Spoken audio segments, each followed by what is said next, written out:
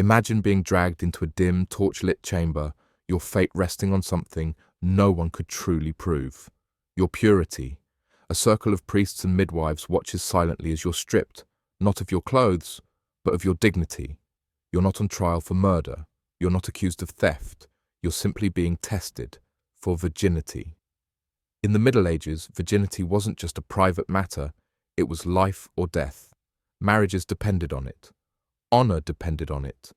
And for some unlucky souls, it meant facing barbaric, humiliating, and completely unscientific tests to prove you were pure. But what did those tests actually involve? And who, exactly, decided if you passed or failed? Let's dive into the dark, bizarre world of medieval virginity tests. A woman's body was not her own. It was a transaction, a symbol, a battlefield. In medieval Europe, virginity wasn't simply about sexual inexperience, it was a currency of power, traded between families like a precious commodity. Whether you were a peasant girl or a noblewoman, your purity was seen as proof of your worth, and often your only bargaining chip in a society built by men for men. From the moment a girl hit puberty, her body became a walking contract. For noble families, a daughter's virginity could secure powerful marriage alliances, bring land, money, or even peace between warring clans. But if she was suspected of losing it before marriage, that wasn't just scandalous. It could destroy her entire lineage's future. The church reinforced this obsession. Virginity was painted as divine, a sacred state of being. The Virgin Mary wasn't just honored, she was worshipped. Women were told to model themselves after her, pure, obedient, untouched. Anything less was a spiritual failure and a social catastrophe. But let's be clear, this pressure wasn't applied to men.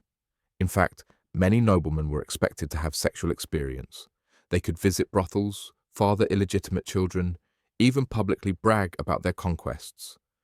But if a woman did the same, hell, even if someone merely accused her of it, it could be the end of her life as she knew it. This double standard created a dangerous power dynamic. A man's word could condemn a woman. A father could annul a betrothal. A priest could ruin her reputation. And she had no voice, only the fragile illusion of honor tied to something that couldn't even be proven. Unless, of course, someone decided to test her.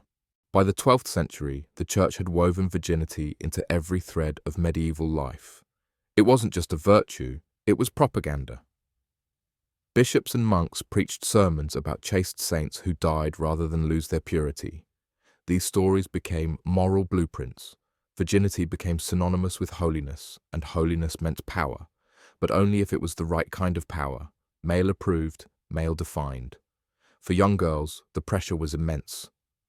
Nuns were idolized for their lifelong chastity, but noble daughters were expected to be both virginal and fertile, pure before marriage, but baby-makers immediately after.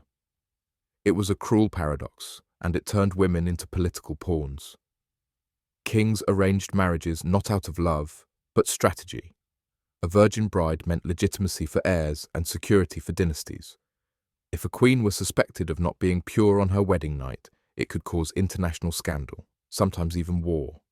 Entire kingdoms rose or fell on the whispered rumors of one woman's past. But purity wasn't just demanded by the crown or the church, it was policed by the community. In towns and villages, gossip could be as lethal as a sword. Women were constantly watched, judged, and warned. A girl who laughed too loudly, danced too freely, or walked alone could be labeled loose. And once labeled, she was vulnerable to punishment, to isolation, or worse. This system created a toxic cycle. Suspicion led to accusations, accusations to tests, and tests to humiliation or death.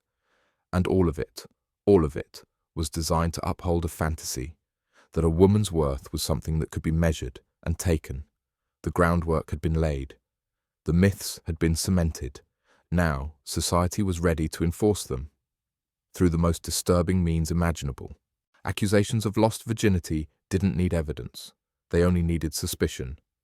A jealous rival, a scorned lover, or a political enemy could destroy a woman's future with a single claim.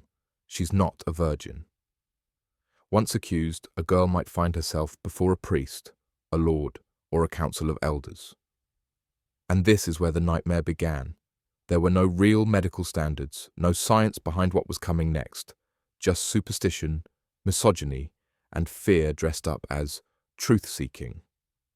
Sometimes the woman's word was dismissed outright. Her virginity had to be proven, not through testimony, but through her body. The community demanded something tangible. This could mean a forced physical exam conducted by a so-called wise woman or midwife, who would inspect the girl's hymen like a livestock check. If the examiner said she felt nothing, the girl was ruined, even if the test was based on outdated myths and zero actual biology. In more brutal cases, the accused might be subjected to ordeals, ritualized punishments meant to reveal divine judgment. She might be made to walk over hot coals or be tied up and thrown into a river. The logic: if she survived, God had protected her innocence. If she drowned, well, at least her soul was clean. And all this while, her silence was expected. Defending herself too passionately was seen as guilt. Crying too much? Guilt. Not crying at all? Definitely guilt. No reaction was safe, no outcome was guaranteed. By this point in history, virginity had morphed into a weapon of control, often aimed at the most vulnerable. And the worst part, this wasn't just symbolic violence. The tests were real, the victims were real, and the consequences were devastating. And now, in the next chapter, we'll take a disturbing step further, into the specific virginity tests themselves, where they happened, who performed them, and what they truly involved. The body never lies, they said. But what if the body had nothing to say? The most infamous and widely used method of testing virginity in the Middle Ages was what we now call the hymen inspection. In theory, it was simple. If the hymen was intact, the woman was a virgin. If not, she had sinned. But the truth is far more complicated and far more horrifying.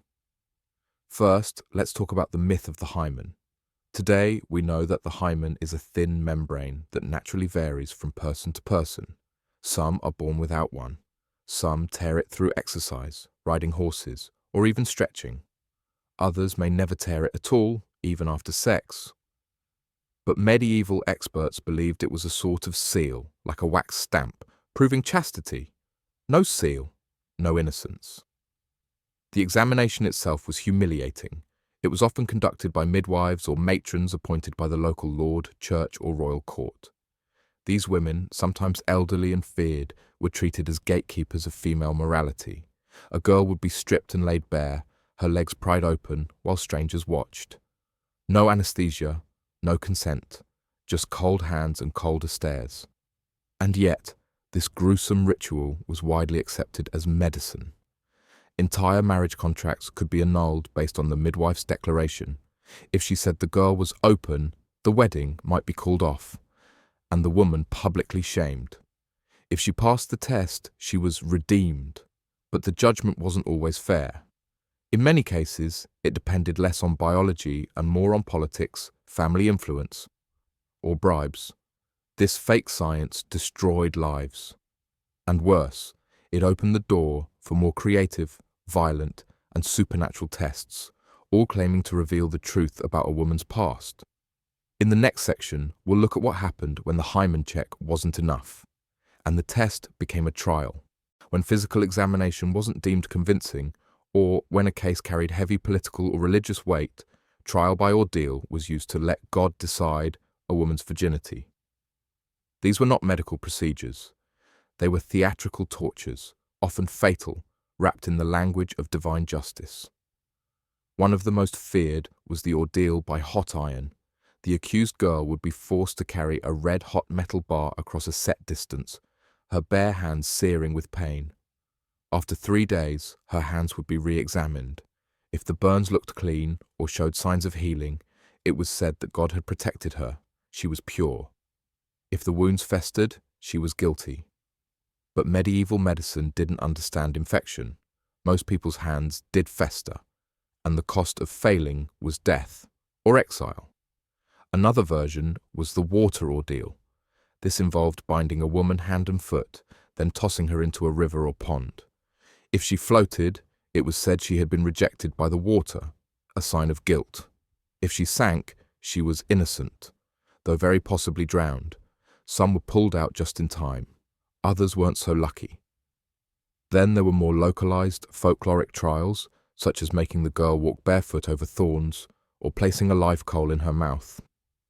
One French legend tells of a bishop who would drop a consecrated wafer into the accused's lap. If she screamed or flinched, she was a liar. If she sat still, she was believed.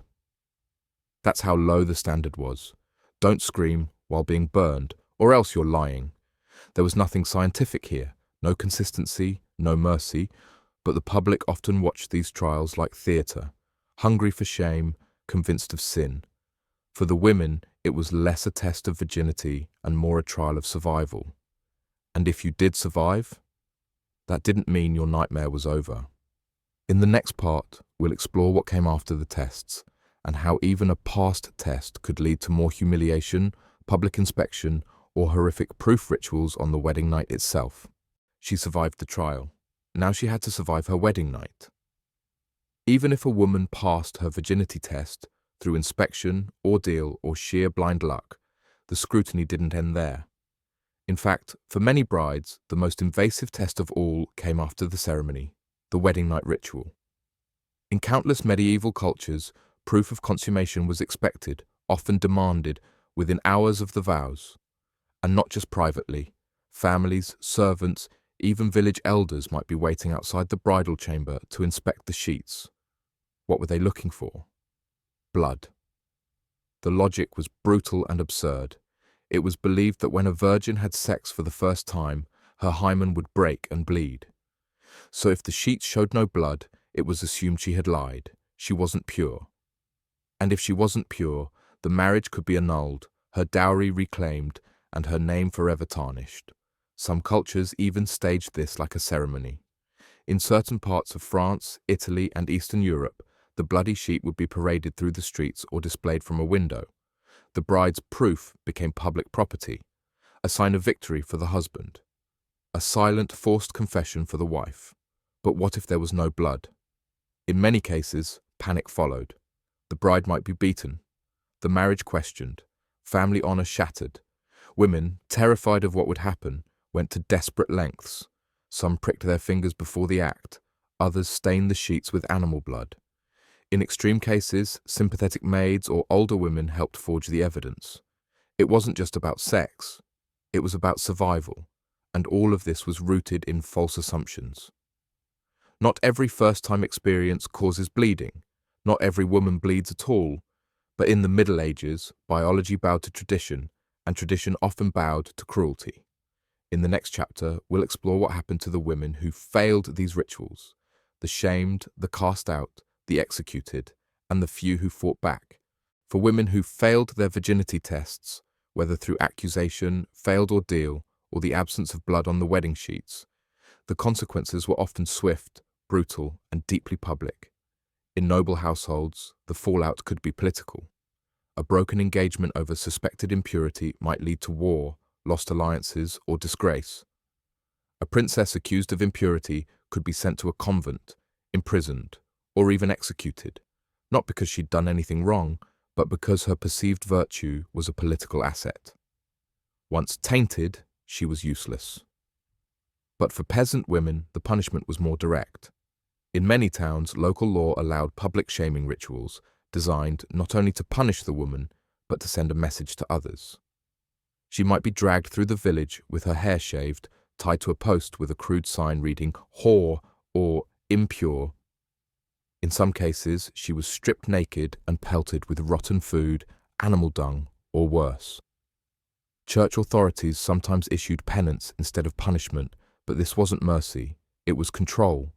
A woman might be ordered to fast for 40 days, confess her sins publicly, or perform humiliating acts of repentance in front of her community. In certain areas, this included wearing a visible symbol, like a black veil or iron collar, to signal her supposed shame. Worse still were the cases of execution, often through drowning, hanging, or being buried alive. Yes, alive. In parts of Germany and the Low Countries, women accused of premarital sex or adultery could be sentenced to death by burial. These weren't hidden acts. They were public spectacles, cheered on by neighbors, condoned by religious leaders, and etched into the community's collective memory. But here's the cruelest twist. These punishments often happened without proof. Rumor was enough. A scorned man's word could outweigh a woman's denial. The system was never about truth. It was about power. Yet not every woman accepted her fate quietly. In the next section, we'll meet those who fought back. In a society where silence was enforced and obedience expected, resistance came in whispers. But not all women stayed quiet. Some, faced with humiliation or death, chose to fight back, cleverly, defiantly, and sometimes viciously. One of the most astonishing stories comes from 15th century Venice, where a young woman accused of impurity stunned the court by flipping her accusation onto her accuser. She had been examined and declared not a virgin, but instead of shrinking, she stood up in court and said, "Yes, because your son took it." The courtroom fell into chaos. The nobleman's family tried to silence her, but the public took her side. The case was dropped. She vanished shortly after, some say into a convent, others say into freedom. In parts of rural France and Spain, midwives sometimes falsified test results to protect young women they believed were wrongly accused. These underground networks of wise women would lie to priests and lords, declaring girls pure even when they weren't. They knew the tests were a farce and chose compassion over compliance. Others used trickery. Fake blood recipes circulated among servant girls and new brides, a mix of animal blood, wine, and herbs to stain sheets the morning after. Women would prick their fingers, scratch their thighs, anything to stage the required evidence and protect themselves from ruin. Then there were those who ran, abandoning their homes, cutting their hair, disguising themselves as men. These desperate acts were sometimes the only path to survival. Records from the 14th and 15th centuries reveal dozens of women who escaped arranged marriages by fleeing their villages entirely. Some were caught and punished, others vanished into new lives. But rebellion had its limits. The system was vast and brutal. For every woman who fought back and won, hundreds more were crushed by it. Still, these stories matter. They prove that even in the darkest corners of history, women found ways to fight, resist, and endure. In the final part, we'll explore how these medieval horrors shaped myths that still linger today, and why understanding them matters more than ever. Though we've left the Middle Ages behind, the obsession with female virginity didn't die with the last medieval king. It simply evolved, reshaped by culture, religion, and modern pseudoscience. And its roots are still tangled deep in our collective thinking. Even today, in many parts of the world, virginity is treated as a measurable fact, a status symbol, or a moral badge, rather than the personal, intimate experience it actually is. Some modern societies still rely on hymen checks, despite overwhelming medical consensus that these tests are meaningless. The World Health Organization has publicly condemned virginity testing as a violation of human rights, yet it continues. Why? Because the myth is useful. Like in medieval times, it controls behavior, reinforces gender roles, and gives power to those who decide what purity means. It's not about biology, it's about authority. Wedding night rituals still exist in parts of the Middle East, South Asia, and even Eastern Europe. The expectation of blood on the sheets lingers, passed down through generations. And even in the West, phrases like saving yourself or losing your virginity echo the same old ideas. That women's bodies exist to be guarded, judged, and eventually given. We see it in media too. Films, books, and social norms still glorify female chastity while shaming female desire. Boys are told to brag, girls are told to hide. It's the same double standard, just dressed in modern clothes. But history exposes the lie. There was never a reliable test, never a consistent rule. Only fear, shame, and control masquerading as morality. And perhaps the greatest tragedy is how long that lie has lasted. Understanding the barbaric virginity tests of the Middle Ages isn't just about the past. It's about seeing the echoes in the present, and finally, deciding to stop believing them. As we've journeyed through the dark corners of medieval Europe, one truth becomes painfully clear. The bizarre virginity tests of the Middle Ages were never rooted in science, fairness, or even faith. They were about power, who held it, who enforced it, and who suffered under it. These tests stripped women of autonomy, reduced them to objects, and cloaked violence in the language of virtue. From invasive inspections to brutal ordeals and public humiliations, entire systems were built around a myth that refused to die. But history doesn't just tell us what happened, it shows us why it still matters. Because even now, in our so-called modern world, echoes of those medieval lies remain. In whispered judgments, in purity culture, in outdated laws, and in the lives of countless women still navigating shame built on fiction. So the next time someone talks about losing virginity or questions someone's worth based on their past, remember, that idea isn't morality, it's medieval, and now it's time to let it go. If this story shook you, opened your eyes, or made you rethink what you've always been told, share it, talk about it, break the silence. And if you want more strange, shocking, and brutally honest stories from the darkest corners of history, subscribe, hit the bell, and join us next time. Because history isn't just a story of kings and queens, it's a story of control, rebellion, pain, and power, and it's never been more important to understand it.